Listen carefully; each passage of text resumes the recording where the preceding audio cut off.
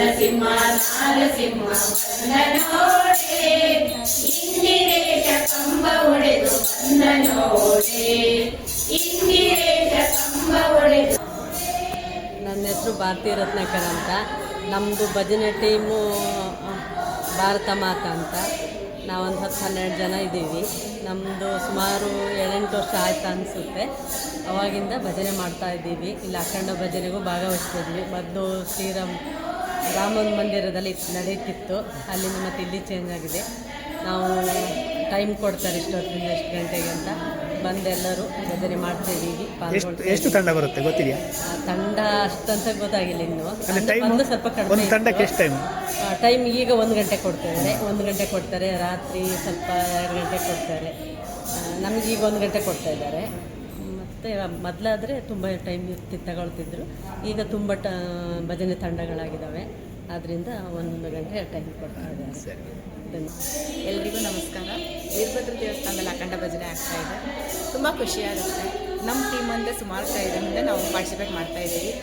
ಇಲ್ಲಿ ಬಂದು ಒಂದು ದೇವ್ರ ಸನ್ನಿಧಿಯಲ್ಲಿ ನಮ್ಗೆ ಆಶೀರ್ವಾದ ಸಿಗುತ್ತೆ. ತುಂಬ ಚೆನ್ನಾಗಿದೆ ಮತ್ತು ನೆಮ್ಮದಿ ಇದೆ ಮತ್ತು ದೇವ್ರದ್ದು ಆಶೀರ್ವಾದ ಇದೆ ನಮಗೆ. ಈ ಭಜನೆ ಈ ಥರ ಯಾವಾಗಲೂ ಮುಂದುವರ್ಕೊಂಡು ಹೋಗಲಿ ಅಂತ ಆಶೆ. ತಂಡದ ಹೆಸರು? ನಮ್ಮದು ಶ್ರೀ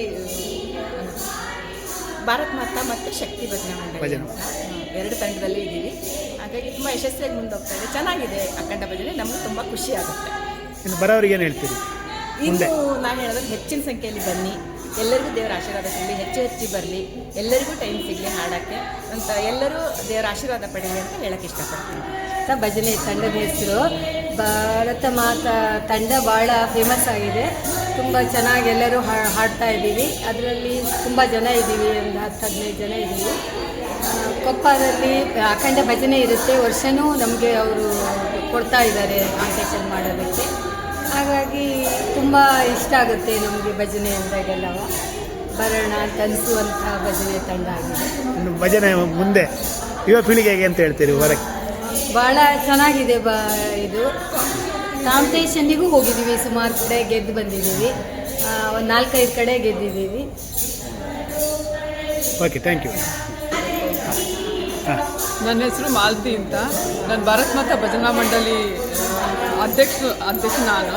ಮತ್ತು ನಮ್ಮದಲ್ಲಿ 10-12 ಜನ ಇದ್ದೀವಿ ತಂಡದಲ್ಲಿ. ನಾವು ಪ್ರತಿ ವರ್ಷವೂ ಅಖಂಡ ಭಜನೆಗೆ ಪಾರ್ಟಿಸಿಪೇಟ್ ಮಾಡ್ತೀವಿ. ಒಂದೊಂದು ಟೈಮ್ 2 ಟೈಮ್ ಒಂದು 4 ದಿನವೂ ಇರುತ್ತೆ. ಯಾವ ಟೈಮಿಗೆ ಕರೆದು ನಾವು ಬಂದು ಮಾಡೋಗ್ತೀವಿ. ಆಮೇಲೆ ಕೆಲವು ಕಡೆ ಕಾಂಪಿಟೇಷನ್ಗಳು ಹೋಗಿ ಮಾಡಿಬರ್ತೀವಿ. ಸುಮಾರು 3-4 ಪ್ರೈಸ್ ಬಂದಿದೆ ನಮಗೂ.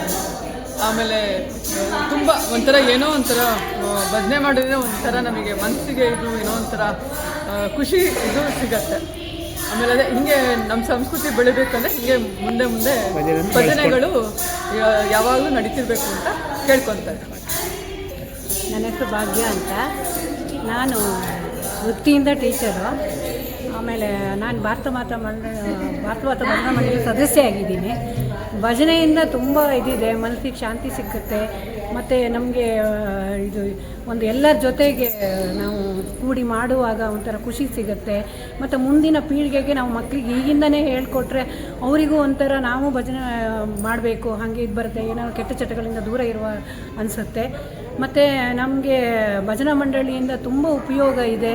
ಯಾಕೆಂದರೆ ಎಲ್ಲ ಕಡೆ ಕರೆದಕ್ಕೆ ಹೋಗ್ತೀವಿ. ಪ್ರೈಸ್ ಬಂತು ಇಲ್ಲದ್ರಿಲ್ಲ ಭಾಗವಹಿಸ್ತೀವಿ ಅಷ್ಟೇ.